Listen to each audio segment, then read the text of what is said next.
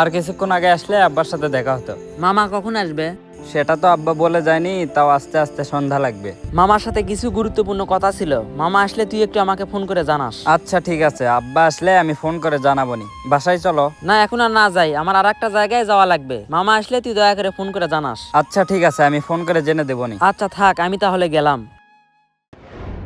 কর্ম করার বয়সে বসে বসে খাচ্ছি, আব্বা আমাকে কিছুই বলে না, শুধু মুখের দিকে তাকিয়ে থাকে। আব্বার মুখই বলে দেয়, বাবা আমি আর পারতেছি না, এবার কিছু কর। তুই না তোর মামার কাছে ব্যবসার জন্য টাকা নিতে গেলি, সেখানে কি হলো? মামার কাছে তো গেলাম রে, মামা তো বাসায় নাই, কই জানি গেছে। শোনে ওইসব চাকরির আশা বাদ দে, দেখে একটা ছোটখাটো ব্যবসা করতে পারিস কিনা। ওই ব্যবসার টাকা নেওয়ার জন্যই তো মামার কাছে গেলাম, কিন্তু মামাই তো বাসায় নাই। তুই কিসের ব্যবসা করতে চাচ্ছিস? ব্যবসায়িক আইডিয়া তো 3-4টা আছে, এখন দেখি মামা কত টাকা দেয়। শোনে তোর মামার সাথে ভালোভাবে কথা বলে দেখ, যেটা ভালো হয় সেটাই করিস।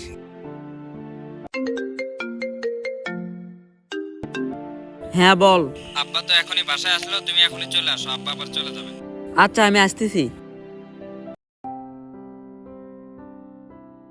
তালেব বললো আমার সাথে নাকি তোমার গুরুত্বপূর্ণ কথা আছে। হ্যাঁ মামা। কি বলবা তাড়াতাড়ি বলো, আমাকে আড়তে যাওয়া লাগবে। মামা অনেক দিন থেকে তো চাকরির পিছনে ঘুরতেছি, কিন্তু চাকরি তো হচ্ছে না।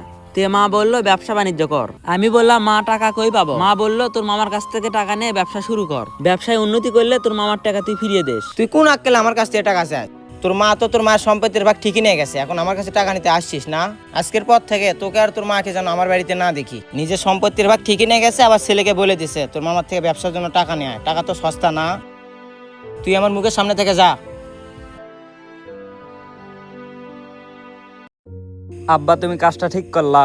আমি আবার কি করলাম? টাকা দিলে কি এমন ক্ষতি হতো? কেন টাকা দেবো? ওর মাকে বলছিলাম সম্পত্তির ভাগ নিস না, সম্পত্তির ভাগ তো ঠিকই নিয়ে গেছে, এখন কেন টাকা নিতে আসে? ফুবুর ভাগ ফুবু নিয়ে গেছে, তোমাকে জ্ঞান দিবে? তুই আমার খেয়ে তোর ফুবুর পক্ষে কথা বলতেছিস, আজকে তোর ভাতও বন্ধ।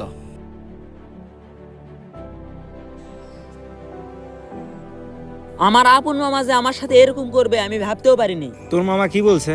আমার মামাকে আমি বলতেছি, মামা অনেকদিন থেকেই তো চাকরির পিছনে ঘুরতেছি, আমাকে কিছু টাকা দেন, আমি ব্যবসা করি, আমি কয়েকদিন পরে আপনার টাকা আমি দিয়ে দেবনি। আমাকে বলতেছে তোর মা তো সম্পত্তির ভাগ নিয়ে গেছে, তুই কেন টাকা নিতে আসছিস? আরো অনেক কথা বলছে, সেসব কথা বলার মতো না। আপন মানুষের এমন ভাবে কষ্ট দেয়, সেটা ভোলার মতো না। শোনে তুই একটা কাজ কর, আমি ইকবাল ভাইয়ের ঠিকানা দিচ্ছি, তুই ইকবাল ভাইয়ের কাছে যা। ইকবাল ভাইকে? ইকবাল ভাই একজন প্রভাবশালী ব্যক্তি, এ পর্যন্ত অনেকজনের পাশে দাঁড়িয়েছে। তুই যদি ইকবাল ভাইয়ের কাছে যাস তাহলে তোর একটা কর্মের ব্যবস্থা করে দিবে। তাহলে তো ইকবাল ভাই অনেক ভালো মানুষ। হ্যাঁ, তাহলে ইকবাল ভাইয়ের ঠিকানা আমাকে দে। ইকবাল ভাইয়ের নাম্বার আমার বাড়িতে আছে, চল। ভাই আমার বাসা হচ্ছে প্রেমনগর, অনেকদিন থেকে চাকরির পিছনে ঘুরতেছি, কিন্তু চাকরি হচ্ছে না। পরে আমার এক বন্ধু আপনার কাছে পাঠিয়ে দিল। তোমার বাসা প্রেমনগর? হ্যাঁ ভাই। প্রেমনগর তো আমার ফুবুর বাসা। ভাই আপনার ফুপুর নাম কি? জুবেদা। জোবেদা নামে তো আমাদের ওইখানে একজনই আছে, 9 বছর আগে মারা গেছে। হ্যাঁ, আমার ফুবু 9 বছর আগে মারা গেছে। যখন আমার টাকা পয়সা ছিল না, তখন আমি ফুবুর কাছে যেতাম। ফুবু আমায় কতই না ভালোবাসতো। আজকে আমার টাকা পয়সা সবকিছুই আছে, কিন্তু আমার ফুবু নেই। যাই হোক, তুমি আমার কাছে কেন আসছো?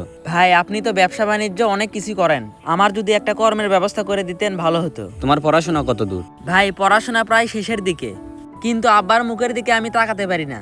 ভাবলাম ছোটখাটো যদি চাকরি করি তাহলে আব্বার ভালো হবে, কিন্তু চাকরি তো হচ্ছে না। আপনার কাছে আসলাম, আপনি একটা ব্যবস্থা করে দেন। আচ্ছা, তুমি আমার সাথে এসো। শোনো, আজকের পর থেকে তুমি এই দোকান দেখাশোনা করবে। একটা ছেলেকে আমি এই দোকান করে দিয়েছিলাম, কিন্তু ছেলে নেশা করে। দোকানে তেমন জিনিসপত্র নেই, তুমি আগামীকাল আমার থেকে 20,000 টাকা নিয়ে জিনিসপত্র নিয়ে এসো। ভাই এত বড় দোকান আমাকে দিয়ে দিলেন? আল্লাহ তো আমাকে ধন সম্পত্তি কম দেয় নাই, এত ধন সম্পত্তি আমি কি করব?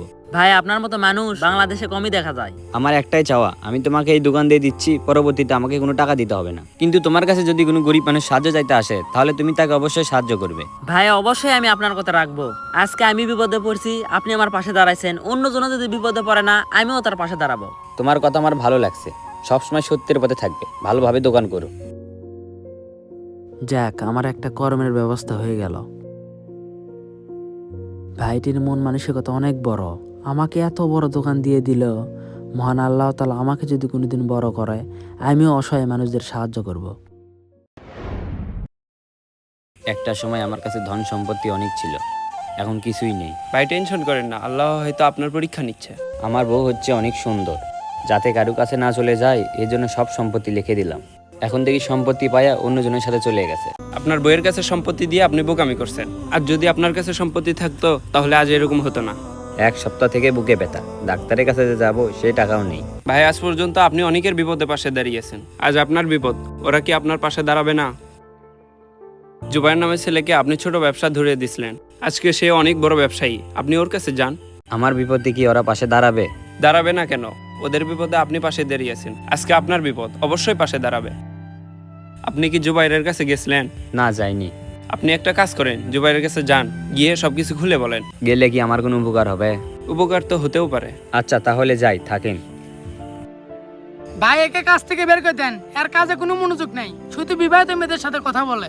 কি রে, কি বলতিছে? তুই বিবাহিত মেয়েদের সাথে কথা বলিস? ভাই মাঝে মধ্যে কথা বলি। আজকের পর থেকে যেন আমি এসব না শুনি, আর একদিন যদি শুনতে পারি না, তোকে কাজ থেকে বের করে দিব। যা কাজ কর। জুবাইর কেমন আছো? ভাই ভালো আছে, আপনি ভালো আছেন? জুবাইর আমি তো তেমন ভালো নেই। কেন ভাই, আপনার আবার কি হলো?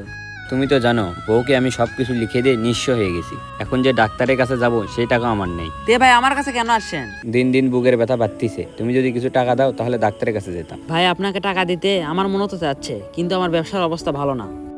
ভাই টাকা থাকলে সত্যিই দিতাম। আচ্ছা থাক, লাগবে না। ভাই কাজটা কি আপনি ঠিক করলেন? কেন, আমি আবার কি করলাম? আপনি যার জন্য আজকে বড় ব্যবসায়িক হয়েছেন সে আজকে অসুস্থ, তার চিকিৎসার জন্য আপনি টাকা দিলেন না। আপনাকে আমি ভালো মনে করতাম, কিন্তু আপনার ভিতর তো কোনো মনুষ্যত্বই নেই। তাই তো, ইকবাল ভাইয়ের জন্য আজকে আমি এত বড় ব্যবসায়ী। এক সময় আমার নিজের মামাও আমাকে সাহায্য করেনি, আমি মনে হয় বড় ভুল করলাম। ভাই দাঁড়ান। হ্যাঁ বলো। ভাই আমাকে মাফ করে দেন, আমি আপনার অবদান ভুলে গেছি।